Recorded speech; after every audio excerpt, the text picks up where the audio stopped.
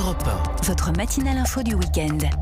François Geffrier. Bonjour Orlane François. Bonjour. Merci d'être sur Europe 1 ce matin. Vous publiez chaque année à cette période un indicateur du coût de la rentrée pour les étudiants. Pratiquement 1 200 € en Ile-de-France pour l'inscription, la complémentaire santé, l'assurance, logement, le matériel, auquel il faut ajouter 1 286 € par mois pour la vie courante, le loyer, les transports, l'alimentation, les loisirs.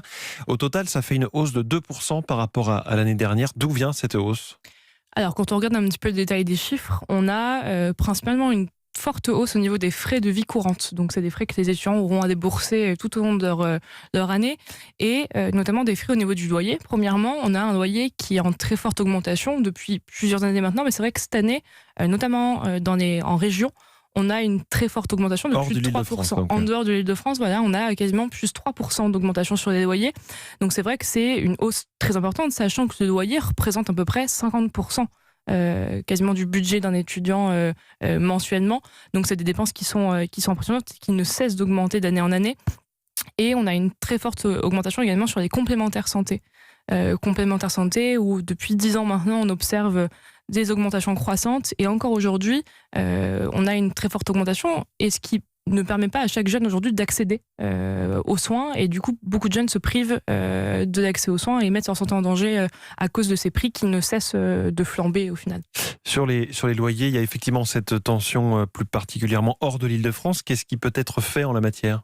Alors, la FH déjà demande à ce qu'il y ait une vraie politique de construction. Donc, on a obtenu il y a 2 ans maintenant le plan 60 000 logements qui est censé rajouter 60 000 logements sociaux dans le parc public. Aujourd'hui, ça ne suffira pas parce qu'au final, même en rajoutant 60 000 logements, ça ne sera pas suffisant pour couvrir la demande qu'il existe. Donc, il y a déjà volonté d'augmenter le nombre de logements sociaux. Ensuite, d'ouvrir un autre parc dont on n'a pas l'habitude, c'est le parc HLM. Aussi, comment on réforme le parc HLM pour qu'aujourd'hui, il soit accessible aux jeunes. Aujourd'hui, les étudiants ne peuvent pas y accéder. Ils peuvent y accéder, mais les délais d'attribution sont tellement longs que ça ne tient pas pour un étudiant. C'est-à-dire que quand il faut attendre 1 an pour avoir un HLM, personne ne le demande parce que déjà, on se dit que c'est pas possible, qu'on sera déjà à la fin de notre année quand on aura une réponse. Et puis, dernièrement, là, ça a été permis par la loi Elan de retour, c'est l'encadrement des loyers. L'encadrement de loyer qui fait son retour à Paris à partir depuis juillet à Paris, mais là-dessus, on sait que pour l'élargir, le gouvernement n'est pas convaincu par cette mesure. Alors, le gouvernement, de base, n'était pas convaincu. On en a parlé très régulièrement avec le ministre Julien Denormandie, ministre du Logement. Voilà, du Logement, qui a du coup remis quand même la possibilité d'expérimenter la mesure à partir de maintenant. Donc Paris s'est lancé dans l'aventure, et c'est très bien ce qu'on avait observé en 2015, une vraie baisse des loyers à Paris, grâce à la mesure qui avait déjà été expérimentée maintenant en 2014. Aujourd'hui, il faut aller plus loin, il faut que les collectivités territoriales, il faut que les politiques locaux prennent aujourd'hui leurs responsabilités pour mettre en place dans les villes en tension, qui sont souvent des villes universitaires par ailleurs, cette mesure qui va dans le bon sens. Vous souhaitez par ailleurs engager une réflexion sur la gratuité des transports en commun pour les étudiants. Est-ce que là, vous avez espoir que ça aboutisse ? Est-ce que vous avez des discussions avec des collectivités ?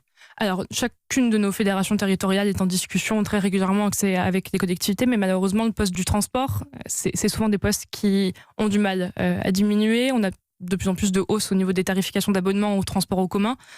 Certaines villes commencent à rentrer dans une logique de diminution et font certaines réductions pour les étudiants, mais c'est pas encore... C'est-à-dire qu'il y a certaines villes qui n'ont même pas de tarifs préférentiels pour les étudiants. Et ça, c'est un enjeu social pour les personnes au niveau financier, mais également environnemental, et je pense qu'on ne peut pas aujourd'hui s'en priver.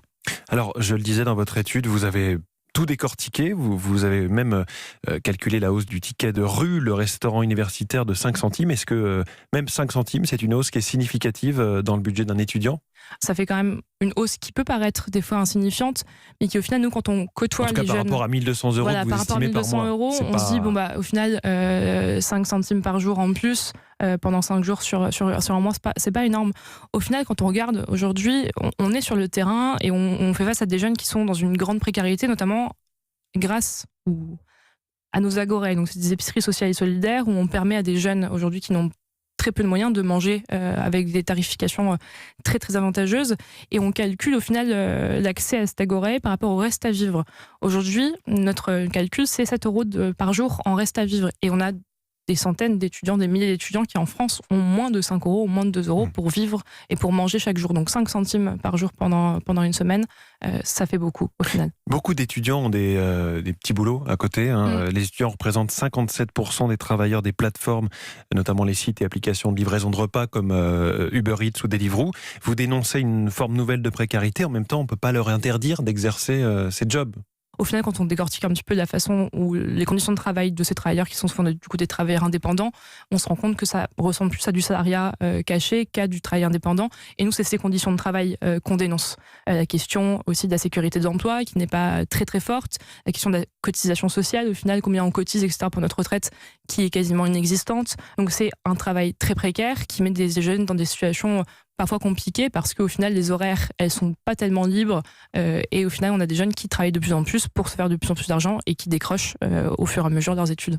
Comment se prépare la rentrée étudiante cette année, plus globalement, notamment du côté de Parcoursup? Est-ce que cet été a été mieux géré que l'été précédent? Alors, on a eu des problèmes au niveau du lancement de la plateforme au tout début, avec des réponses qui n'étaient pas les bonnes au final, etc., qui a quand même mis un bon stress à ces jeunes lycéens. Aujourd'hui, la plateforme a eu des réponses un tout petit peu plus rapides que par rapport à 2018, parce que le calendrier a été avancé, donc ça, c'est une bonne chose en soi. Par contre, on a toujours un vrai problème, c'est qu'on a toujours des milliers de jeunes aujourd'hui, à l'heure actuelle, qui n'ont pas de réponse et qui ne savent pas où est-ce qu'ils vont aller étudier en septembre, et qui, pour certains, n'auront pas de réponse en septembre, mais n'auront pas de lieu où aller étudier. Donc ça, c'est une situation qui est très très grave, et c'est pas lié à Parcoursup ou au système, c'est lié au manque de financement des établissements d'enseignement supérieur, et ça rejoint le coût de la rentrée. Qui ne peuvent pas accepter ces étudiants supplémentaires. Voilà, au final, qui limitent en place, qui n'ont plus assez de place pour accueillir, et qui décident du coup par cette logique-là de sélectionner les étudiants et d'en laisser certains sur le carreau. Donc le jour où on aura un vrai investissement, que ce soit dans le fonctionnement d'établissement ou même dans la vie étudiante à côté, sur la question des bourses, etc., là on pourra parler d'une réelle démocratisation de l'accès aux études. Actuellement, c'est pas le cas, et il faut le dire, ce qui est l'ascenseur social aujourd'hui en France, il est totalement bloqué, et aujourd'hui, on a un des systèmes les plus inégalitaires au niveau des pays de l'OCDE, et ça, c'est quelque chose qui est assez grave, je trouve, pour la France. Orlane François, présidente du syndicat étudiant La Fage, merci d'être venue ce matin sur Europe 1.